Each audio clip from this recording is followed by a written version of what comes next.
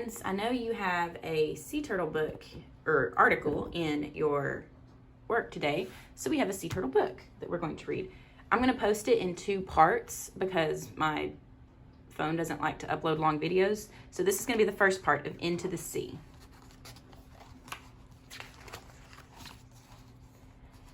Tap, tap, scritch. The tiny sea turtle is the last hatchling to break out of her leathery egg and crawl up the sides of a sandy nest. She is not much bigger than a bottle cap and would make a good meal for a hungry seabird or crab.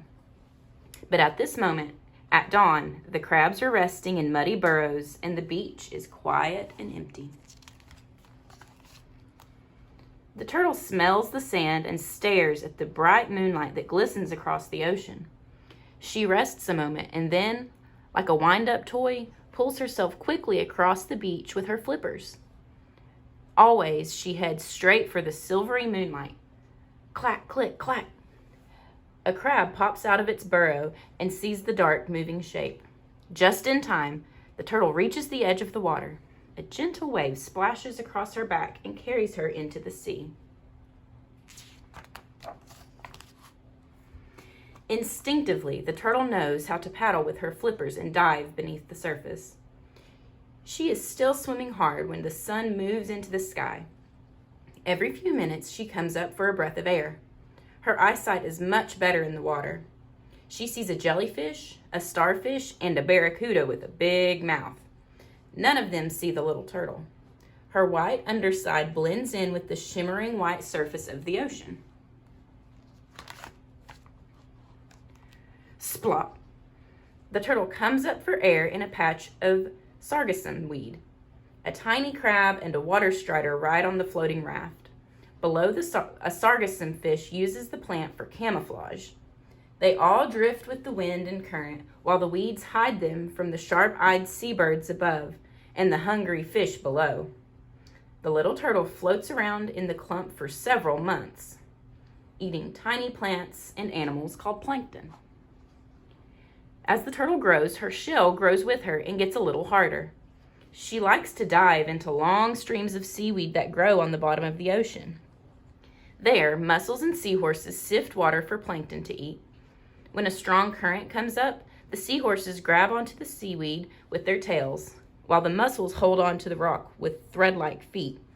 But the little turtle is not yet strong enough to swim against this current. She drifts away with the moving water.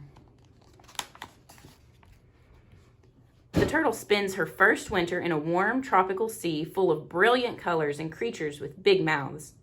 Like all sea turtles, she cannot pull her head and flippers into her shell for protection, but she finds many places to hide in the coral reef. When a butterfly fish swims in her direction, she darts under a ledge. This fish has a dark tail spot that looks just like an eye. The turtle watches closely to see which end is the front and which is the back. There's the turtle, if you can't see it. By now, the turtle has been in the sea for over a year. She is as big as the seabirds and most of the fish. She has developed strong swimming muscles and swims 4 times faster than a human. The turtle has no teeth, but bites off pieces of seaweed with the sharp ridges of her jaw. She spends 2 whole months eating her way through a rich, wavy garden of seagrass. After several more years, the turtle grows into one of the biggest creatures in the sea. Sharks, however, are still a danger. When one comes near her feeding area, she swims out into a warm current far away from the shallow ocean shelf. She crosses deep, deep water where the sunlight cannot reach the bottom and seaweed cannot grow. There is not much to eat in the middle of the ocean, but she continues on her long journey, living on the extra fat in her body.